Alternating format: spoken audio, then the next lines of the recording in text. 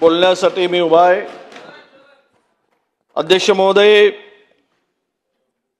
एकूणच राज्यातील बळीराजा अन्नदाता संकटात सापडल्याची परिस्थिती या राज्यामध्ये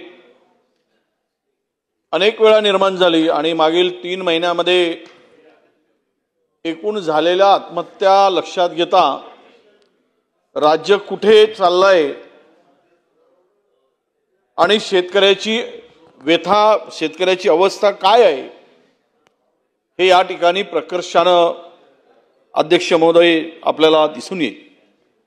अध्यक्ष महोदया, देशासाठी धान्य पिकवणारा आमचा हा शेतकरी सुजलाम सुफलाम धरती भरत असताना पोटाची खळगी भरण्यासाठी जो रात्रंदिवस हा कष्ट उपसतो, घाम गाळतो, शेतात राबतो आणि त्याच्या घामाला दाम सुद्धा मिळत नाही आणि म्हणून त्या शेतकऱ्याला शेवट मृत्यूला कवटाळावं लागतं, कुटुंबाचं पालन पोषण करू शकत नाही म्हणून अनेक संकटाला या शेतकऱ्याला सामोरं जावं लागतं। अध्यक्ष, कधी कोरडा दुष्काळ, कधी ओला दुष्काळ, नैसर्गिक आपत्ती, संकट, भाव पडणं, पावसाचा लहरीपणा,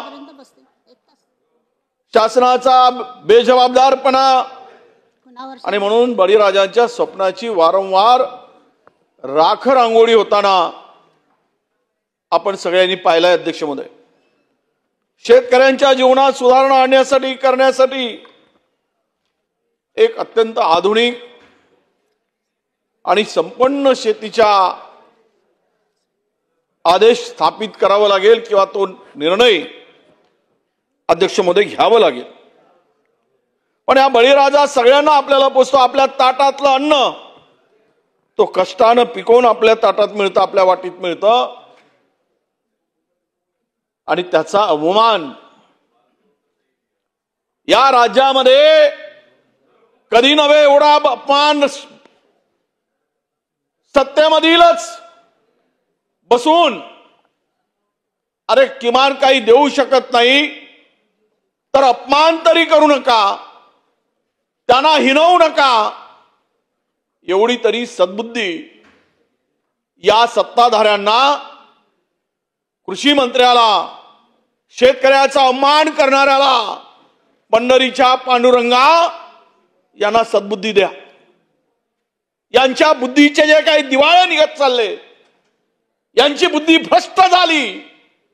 पांडुरंगा या भ्रष्ट बुद्धीमध्ये चांगली बुद्धी, चांगले विचार पांडुरंगा यांच्या डोक्यात घाल, अशी पांडुरंगा चरणी मी प्रार्थना करतो। कुठल्या स्तरावर बोलावे? कृषी खातं काही वाईट खातं आहे काय?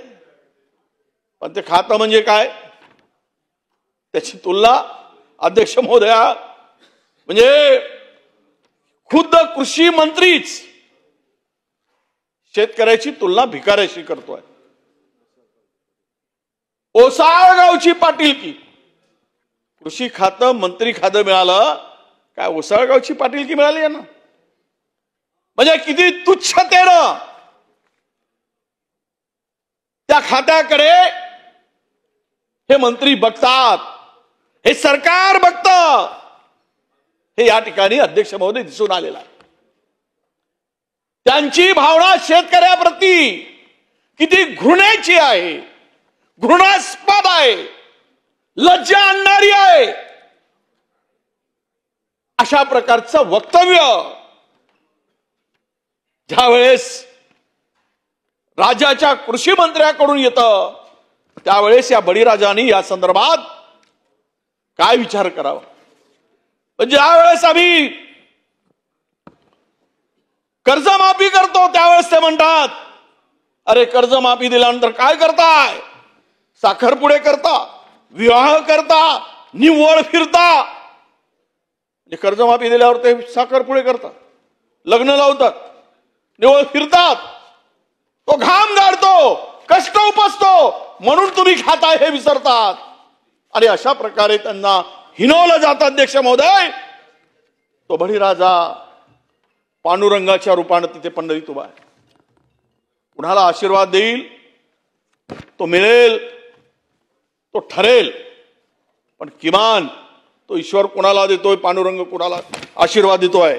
पण अध्यक्ष महोदय, किमान एवढी तरी या संदर्भात बोलताना भान आणि यांची बुद्धी शुद्ध असावी हे तरी कळत नाही. हे पाहत असताना एका ठिकाणी सिन्नर तालुक्यामध्ये याच मंत्री महोदयांनी ज्या वेळेस तिकडे शेतकऱ्यांच्या पंचनाम्याचा प्रश्न आला, मोठ्या प्रमाणात अवकाळी पाऊस आला, शेती नुकसान झाली, हे महोदय सर्व गाव वाहून गेल्यावर गेलेत आणि तिथे जाऊन म्हणतात आम्ही काय ढेकळाचा पंचनामा करायचा? तुम्हाला ही काय सद्बुद्धी नव्हती? ज्या वेळेस एवढं मोठं संकट आलं, कांद्याचं पिकाचं नुकसान झालं, द्राक्षाच्या पिकाचं नुकसान झालं, केळीच्या पिकाचं नुकसान झालं, त्यावेळेस हे तिथे जाऊन त्वरित पाहायला नको, पंचनामे करायला नको. पण हे गेले कधी? सर्व गेल्यानंतर 15-20 दिवसांनी जाऊन म्हणतात आता मी येऊन ढेकळाचा पंचनामा करू का? अरे ही किती यांच्या संदर्भात कुठले शब्द वापरावेत अध्यक्ष महोदय.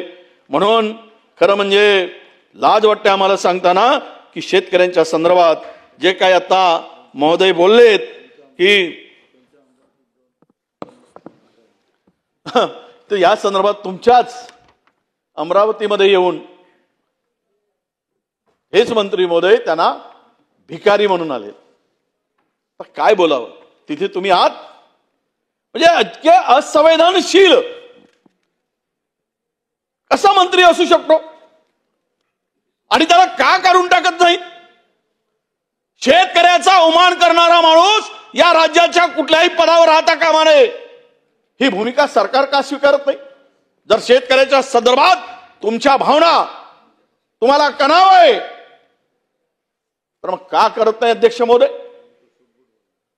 आणि वरून हे सगळं म्हणजे उलट त्याला उसाळगावची पाटाई. अरे कोणतं मलाईदार खातं असेल तर देऊन टाका, बदलवून टाका. मुख्यमंत्री महोदयांनी काढून टाका, त्यांची अनास्था आहे. दुसरं काही महत्वाचा मोठा मलाईदार जिथे माल आहे, जिथे लुटता येईल असं खातं त्यांना देऊन टाकावं. ज्यांना आवडच नाही शेतकऱ्यांची सेवा करायची, ज्यांना शेतकऱ्यांच्या संदर्भात काही देणं घेणं नाही, अशा मंत्र्यांना त्या मंत्रिपदावर राहण्याचा अधिकार आहे का अध्यक्ष महोदय? हा आमचा खरा प्रश्न आहे.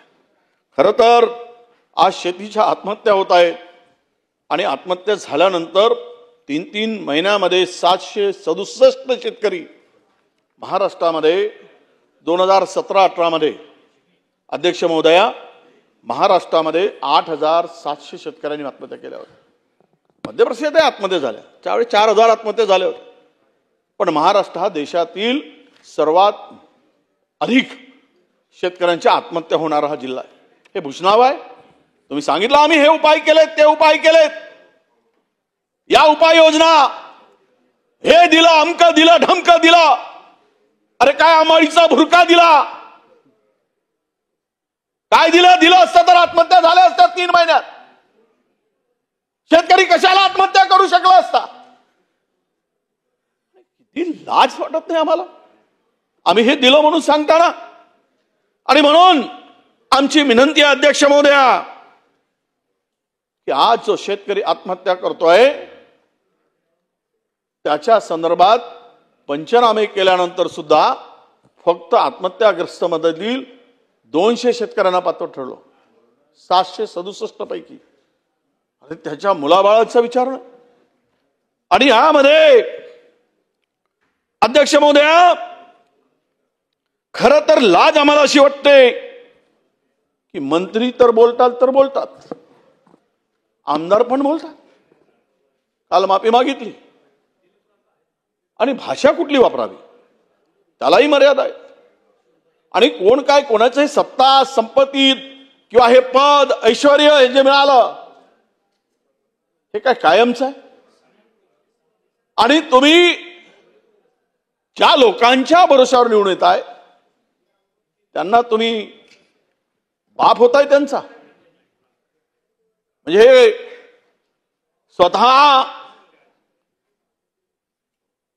अनेक लग्न करून अनेक पोरांचे बाप व्हा, पण शेतकऱ्यांचा बाप होण्याची भाषा बोलताय.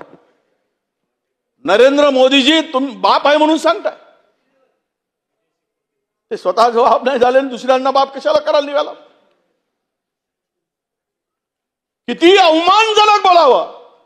तुझ्या पायातल्या चपला आम्ही दिल्या, तुझ्या बापानं दिले होते काय? बुडवून मारायला पाहिजे धरणात नेऊन पाय बांधून आणि सांगायला पाहिजेत. हे बोलत असताना कोण सहन करणार आहे? 2-4दा बुडवलं ना, आता भरले आहेत नदी आणि नाले, त्यावेळेस कळेल पायातले चपला कोणी दिल्यात, पायातले वाहनं कोणी दिलेत, अंगावरचे कपडे कोणी दिलेत. तुमच्या बापाच्या कमाईनं दिलेत, तुमच्या घामाने दिलेत, तुम्ही कष्ट उपसून दिलेत शेतकऱ्यांना. अशा पद्धतीची भाषा वापरायची. 6,000 रुपये दिले. अरे 6,000 रुपये दिले म्हणजे खताचे भाव किती वाढले? 2014 मध्ये युरियाची बॅग 260 रुपयांना मिळत होती, आता युरियाची बॅग 450 रुपयाला मिळते. 50 किलोची बॅग होती, 40 किलोची बॅग केली, 10 किलो युरिया कमी केला बॅग मधला. हे शेतकऱ्यांसाठी. ज्या डीएपीची बॅग 560 रुपयात मिळत होती अध्यक्ष महोदया, 1,500 रुपये डीएपीची बॅग झाली. 1,500 रुपये. हे सगळे रासायनिक खतांची किंमत वाढली, प्रचंड किंमत वाढवली. तुम्ही बियाणाची किंमत वाढवली, फवारणीची औषधी पेस्टिसाइडची किंमत वाढवली. अनेक देशामध्ये बंदी घातलेले इकडे आणून आम्ही फवारणी करतो आणि कॅन्सरचे पेशंट वाढत चालले. 6,000 दिलेत आणि संपूर्ण शेतीचा हंगाम महाग करून टाकलाय. मजुरी वाढली. ज्या वेळेस 260 रुपये डीएपी होती, त्यावेळेस मजुरी ही महिला आमची मजुरी, शेतकऱ्यांच्या कामावर जाणाऱ्या मजुरांची मजुरी ही 150 रुपये होती. आज 600 रुपये माणसाची मजुरी झाली. 300 रुपये महिला मजुरी घेते. कशी शेती परवडणार आहे? डिझेलचे भाव वाढलेत, युरियाचे भाव वाढलेत, मग मजुरी वाढली, सगळं वाढलं असताना शेतीचं उत्पन्न आणि त्यांना मिळणाऱ्या उत्पन्नातून पैसा, हे बॅलन्स आहे का? ही माझी आपल्याकडे मागणी आहे अध्यक्ष. आणि तरी सांगतात 6,000 रुपये दिले. अरे एका खिशामध्ये टाकलात आणि दुसऱ्या खिशाला कात्री लावून काढून घेतलात, काय फायदा झालाय? आमच्याकडे म्हण आहे, आजा मेला आणि नातू झालाय. तुम्ही काय दिलात? तरी सांगतात आम्ही 6,000 दिले. तुमच्या घामाचे दिले. शेतकऱ्यांच्या कधी दुधावर टॅक्स नव्हता, अनाजावर टॅक्स नव्हता. इंग्रजांनी टॅक्स लावला नाही. इंग्रजांचे बाप असल्यासारखे त्याच्यावर टॅक्स लावताय. कफानावर टॅक्स, मेल्यावरही सोडत नाही आणि वरून सांगताय आम्ही दिलं. अध्यक्ष महोदय, खरं तर यामध्ये शेतकऱ्यांना वाचवायचं असेल तर खऱ्या अर्थानं स्वामीनाथन आयोगाने काही शिफारशी दिल्या होत्या. त्यातल्या काही शिफारशी जरी आम्ही स्वीकारल्या, काही स्वीकारल्या होत्या आमचं सरकार असताना, फार बोलून गेलेत आत्ताचे आमचे, ज्यांचा भाषण आज टीव्हीवर बातम्या आहेत. 17 एकर जमीन, फार भाषण शेतकऱ्याचा, आणि गरीबाची 17 एकर जमीन यांनी झडपली. पुऱ्या बातम्या सुरू. बोगस दस्तावेज तयार करून शेतकऱ्यांना लुटणारा माणूस जोरात भाषण करतो. इथे थोडी लाज वाटत नाही? आणि सरकारची वकिली करतो. 17 एकर गरीब रडत आहे त्या टीव्हीवरच्या चॅनलवर. बोगस दस्तावेज करून याच्या भावाने माझी जमीन बापली म्हणून सांगतोय. सत्ताधारी पक्षातला आमदाराचा भाऊ 17 एकर जमीन शेतकऱ्याची राबतो अध्यक्ष महोदय. म्हणून काय उपाययोजना करायला पाहिजे, ज्या उपाययोजनांची आवश्यकता आहे. खरं तर ही का शेतकरी आत्महत्या करतो, का शेतीची वाट लागली आहे, का शेती आता उद्ध्वस्त होत शेतकरी उद्ध्वस्त होत चाललाय. पीक पद्धती याच्यावर आम्ही कधी लक्ष घातलं नाही. सिंचनाची सोय, वेळेवरचा अर्थपुरवठा शेतीला, उत्तम बाजारपेठ, त्याला असणारे जोडधंदे, ही जर आम्ही व्यवस्था करू शकलो तर नक्कीच अध्यक्ष महोदया याला आधार देता येईल, त्याला शेतीच्या आत्महत्येपासून परावृत्त करता येईल. पण आम्ही परंपरागत शेती करतो, याला शासनाचं धोरण नव्यानं आधुनिक शेती करण्यासाठी, आधुनिक तंत्रज्ञानाचा वापर करण्यासाठी या उपाययोजनांची आवश्यकता आहे. शेतमालाच्या किमतीत वारंवार चढ उतार का होतो? एकीकडे हमी भाव म्हणून आम्ही मोबलतो, 1.5 पट दिल्याचा भाव सांगतो, 1.5 पट. कुठे आहे 1.5 पट? या ठिकाणी सांगावं की 1.5 पट हमी भाव मिळतोय. सोयाबीनला 3,500 रुपयांनी सोयाबीन खरेदी केलंय, 3,500 रुपयांनी. कसा शेतकरी जगेल, कसा शेतकरी जिवंत राहील? अरे लावलेले पैसे निघाले नाही, कर्ज बोकांडीवर बसलंय, त्याला कुठला उपाय आहे, कुठला हमी भाव आहे? कापसाला 5,500 रुपये, 5,500 सुरुवात झाली, 5,500 कापूस थांबला. तुम्ही तिथे बसलात कापूस बेलमध्ये, 5,000 रुपयांनी कापूस विकून शेतकऱ्याची आर्थिक स्थिती सुधारणार, तो कर्ज फेडू शकणार आहे, लावलेला जे खर्च आहे तो काढू शकणार आहे, कसा काढू शकेल? आणि म्हणून या संदर्भात आमची विनंती होती की हे अनेक समस्येला आज शेतकरी झुंजतोय.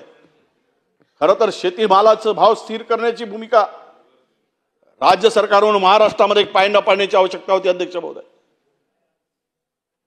जर हे शेतीमालाचे भाव चढ उतार जो असतो तो जर थांबवला गेला, स्थिर भाव दिलेत, झालेला खर्च त्यावर एकूण उत्पन्न याची कुठेतरी गोळाबेरीज केली असती. भास्करराव, आपण आंबा आणि फळबागाची शेती करताय, भाताची शेती करताय, आम्ही पण भाताची शेती करतो. आम्ही नांगर धरलेले आहोत, शेतावरचे पळ काढायचं काम, रोप उपळायचं काम आम्ही पण केलंय. शेतकरी म्हणून आज शेतकऱ्यांची पोरं म्हणून या आसनापर्यंत आम्ही पोहोचलो.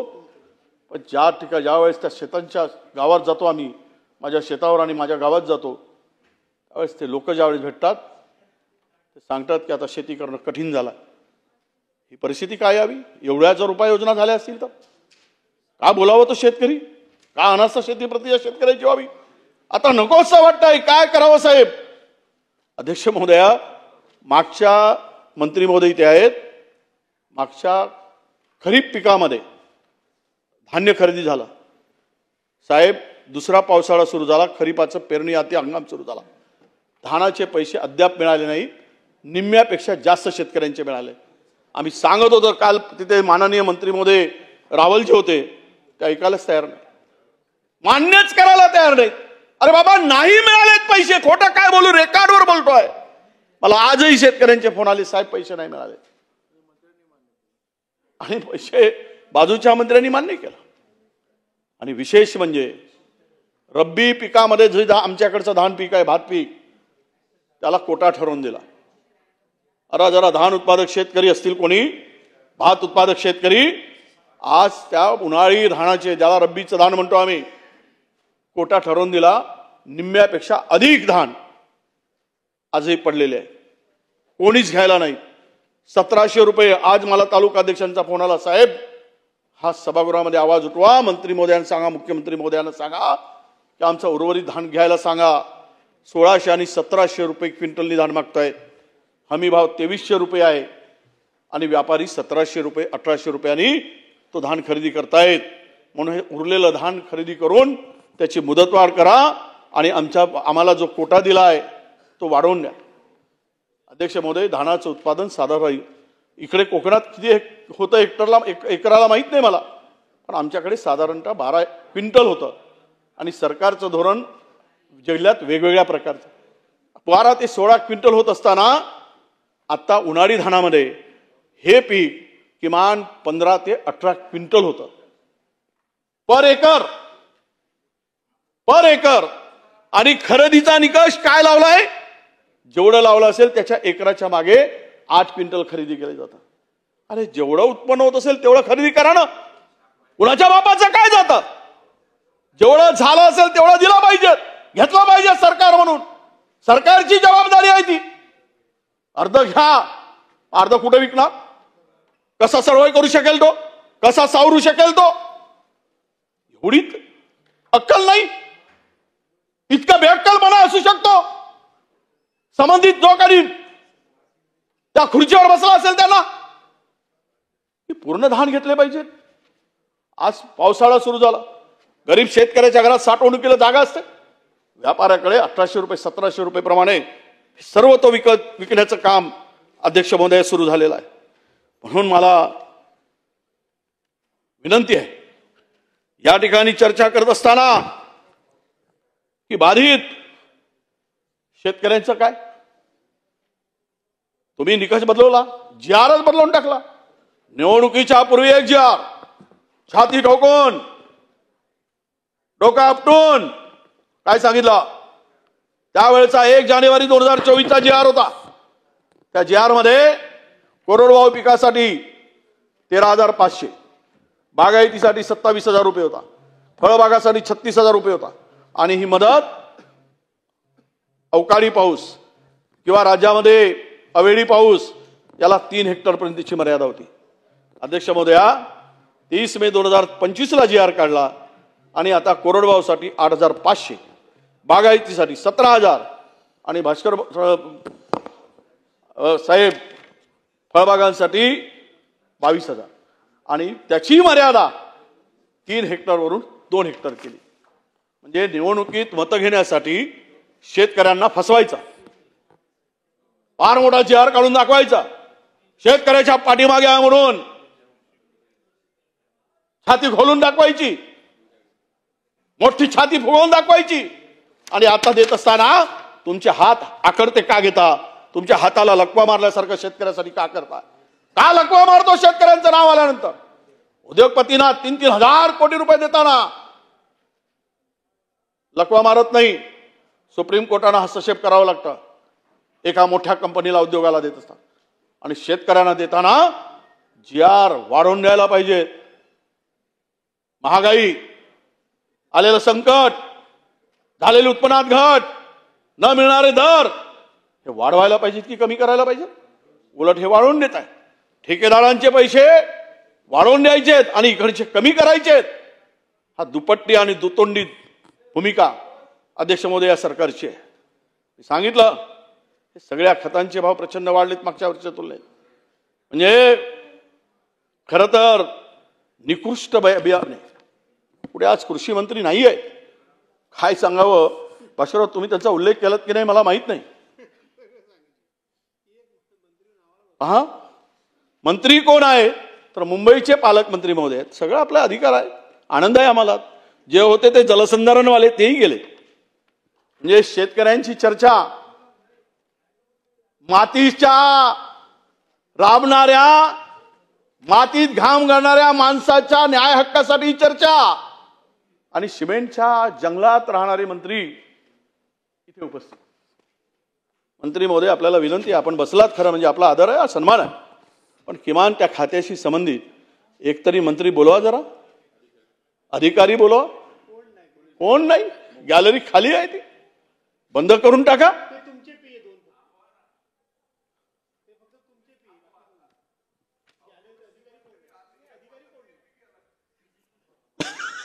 सुरेश भाऊ, सगळे जातपर्यंत आपण बसू, मंत्री गेले तरी आपण बोलत राहू. अध्यक्ष महोदय, खरं काय बोलावं आता मी? ही बांधवटी चर्चा कशी करायची सांगा ना. ते मंत्री होते तेही गेले, नाना भाऊ बोलतात.